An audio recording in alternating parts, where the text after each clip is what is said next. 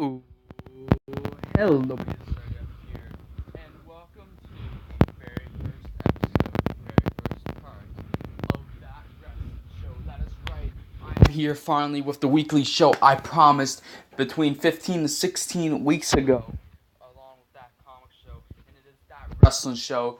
It is where we talk all things wrestling, and I guess this show originally was supposed to be a show that happened on Thursday, a day after that comic show on Wednesday. So I might have to get my schedules going back up again. But I work on Wednesdays for the most part, so that's why probably the reason why I've been recording that comic show on Thursdays. So I might switch the day I record one of these, or I might switch the day I record or the layout to my recording of that wrestling show. But for now, I guess this is a show that is happening on Friday. Until I come up with a new day or a new formula, which I might be able to find a way.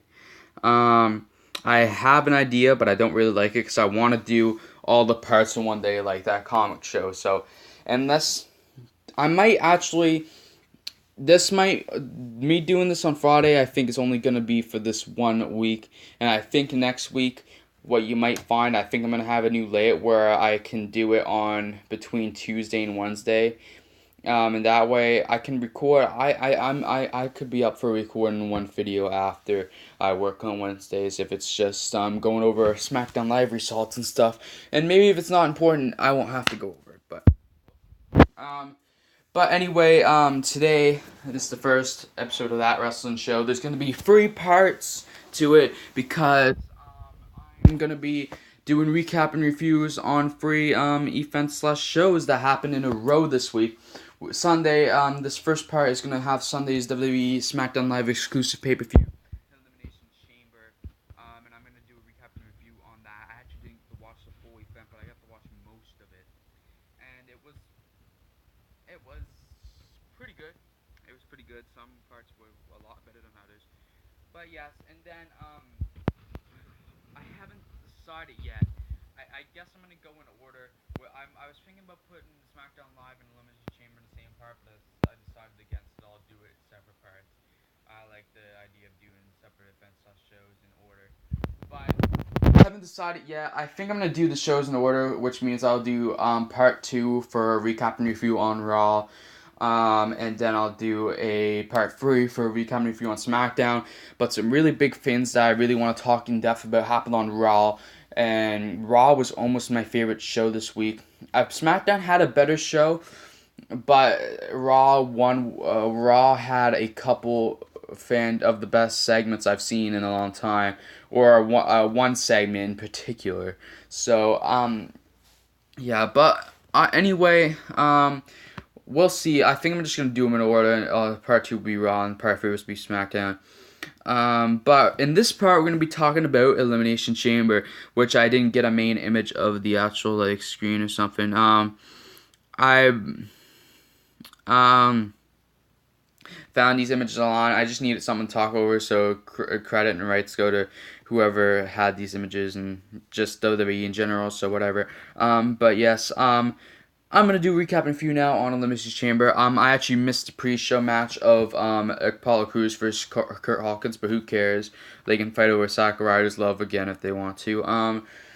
I missed the first 2 matches of the main card. I missed Mickey James versus Becky Lynch, which apparently was a great match, which I don't doubt. I really wanted to see that one, but I missed it. There was the one women's match, one of the 2 women's matches I missed that I did get to see. I wanted to miss. I wanted that to be the one I missed, but whatever. And then I missed also Dolph Ziggler versus Apollo Crews. So yes, I know some things that happen in the matches, but I'm not going to talk about them because there's no point. The first match I came in on is I came in during a little bit into the tag match, which is the picture currently on the screen. I came in I saw the Beauty and the Man Beast take out both Breezango and Fod Villains, and then wait, is that how it worked? Yeah. Then the Usos came out, defeated Beauty and the Man Beast. Then Jordan and Gable, American Alpha, rolled up the Usos to when then the Usos got angry and super kicked and just beat the shit out of American Alpha. And then the last team to come out was the Ascension, and it really looked like the Ascension actually might have a chance at winning. But then American Alpha just pulled it out of nowhere and won the match. Now I have an issue. There was a they could have done this if they wanted to make American Alpha look strong. I've heard other people say this. I don't think they should have gone about it this way. It does make them look strong, but it also makes the Ascension look pathetic. They should have brought American Alpha out earlier, whether it was one out earlier or even they should have been the first team out, you could argue, if they wanted to make them look that strong. But I don't think they should have been the first team because that's just burying everybody at that point. Maybe they should have come out one or two teams before. Like maybe they should have come out when the Usos came out, and the Usos come out after, and then it would have been more shocking as to why as American Alpha beats the Usos, since they would have been a little beat up fighting Beauty and the Man Beast, and then to get through Ascension also. So I think they could have done that. This was a pretty decent match. Beauty and the Man Beast was pretty cool. I mean, some teams really got buried in this match. Fought Films did shit. Breezango did shit all. Friggin' Ascension. Actually, I was fair. I was pretty happy for Ascension because Ascension does deserve more, as do most of the teams. But SmackDown could have a really good tag division, but half their teams are like basically like 4 to 6 feet under. So they gotta bury him out first. Or they gotta dig him out first, out of the burials. So yeah. But I don't know what much I can say. It seems like I don't know if this is gonna be the WrestleMania match, but there's definitely the feud still going between the Usos and American Alpha, and that might be the SmackDown tag team title match we're getting at WrestleMania. And I could see that maybe being on the pre-show, but maybe it'll be on the main card. I hope the tag team match gets on the main card this year because that'd be awesome. But yeah. We'll see. But anyway, next I'm gonna move on to I think this was the next match, which was Natalya versus Nikki Bella. Where have I missed? But it turns out after all, it didn't really matter because I didn't end up watching much of this match, but I watched little pieces and little bits of it. I watched the end. I saw the end where they both had a double count out. I was watching at that point. I think it was double count out.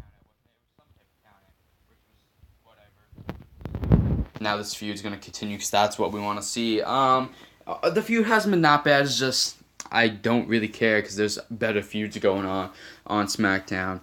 And better things happening in the women's division. But the ending was very good of this match, I will say. And that spear that Nikki Bella gave Natalya was one of the best spears I've seen, possibly of all time. But like definitely in a while. Like that was better than half the spears Roman Reigns. Roman Reigns has good spears, but some of them are lackluster. A lot of them, I think he does some spears that out of nowhere that are bigger defense. Great, but this spear looked like it hurt from that he delivered to Natalya. Like this spear looked like there was no fooling around here. It was great. I love this.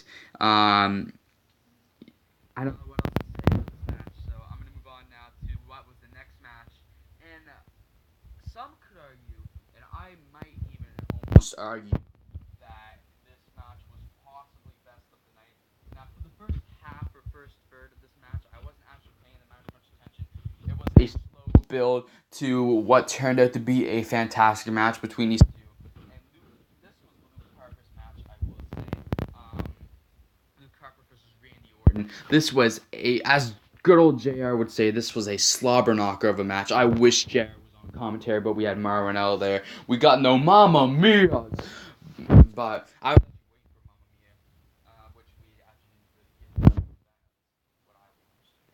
But no, this was a really good match between these two, and it seems like, and I actually predicted this also, that I think what's going to happen is Luke Harper is going to get thrown into, which actually we'll talk more about this the SmackDown Live part.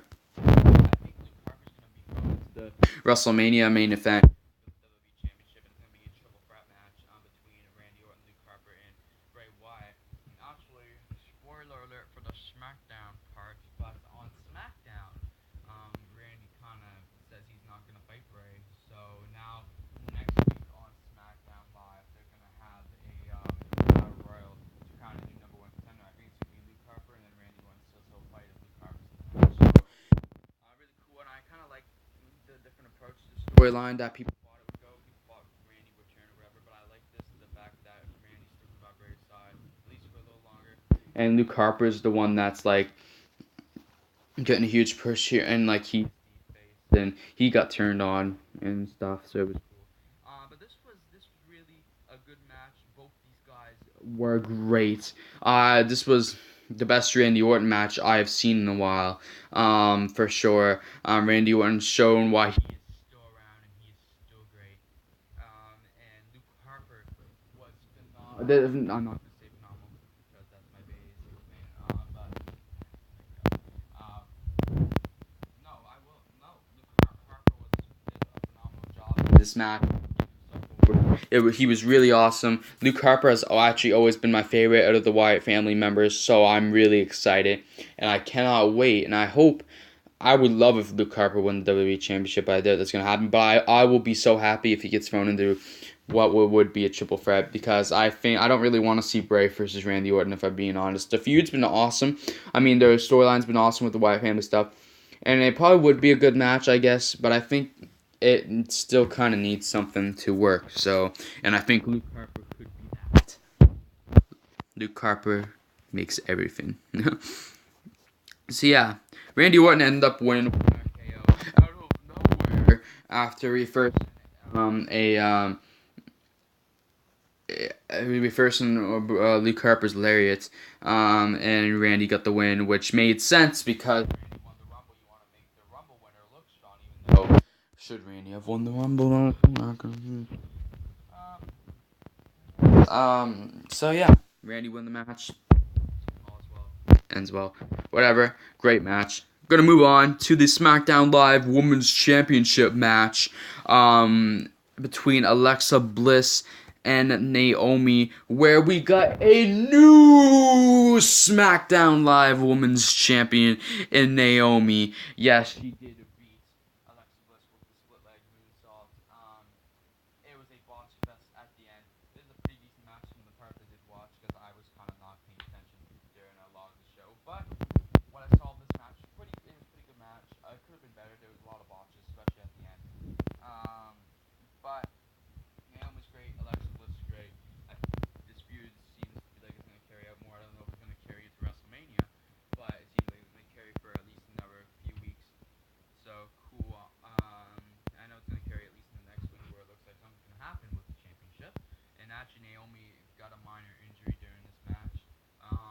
Probably with the botches at the end, Lord knows. But Naomi is the new SmackDown Women's Champion. She finally won a title after like 8 years, and it's about damn time, because she's deserved one for the past like 2-3 years now. So, awesome.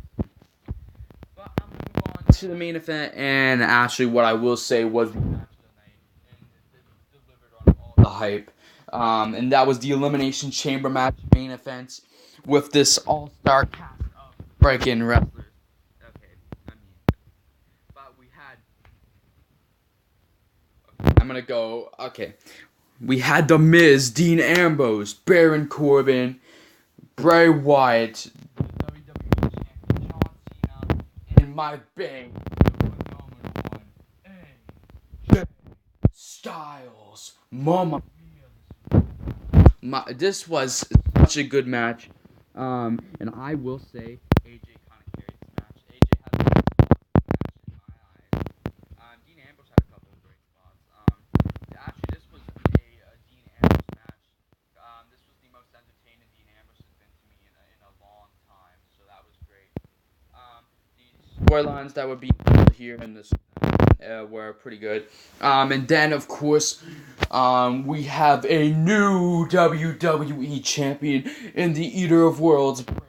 Kind of sport.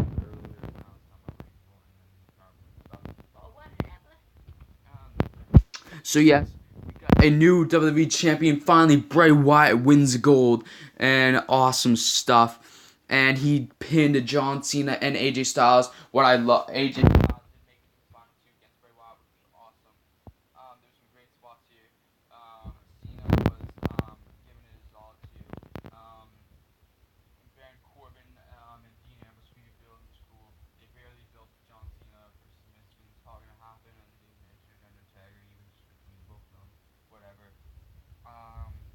This was a fantastic matchup. If you haven't watched the pay-per-view or just even haven't seen this match, if you would watch two matches from this from Elimination Chamber, go watch Luke Harper versus Randy Orton and go watch this chamber match. This is the best chamber match I have seen in years.